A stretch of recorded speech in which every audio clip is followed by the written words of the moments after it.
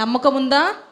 రేపటి దినాన నువ్వు లేస్తావో లేవో అని తెలియని రోజు కొరకు నువ్వు అంత సిద్ధపాటు కలిగి ఉంటున్నావే. నువ్వు మరణించిన తర్వాత పరలోక రాజ్యానికి, నిత్య జీవానికి వెళ్ళినప్పుడు అక్కడ నువ్వు పరలోక రాజ్యంలో నిత్య జీవాన్ని పొందుకోవాలంటే నువ్వు ఎలా ఉండాలి?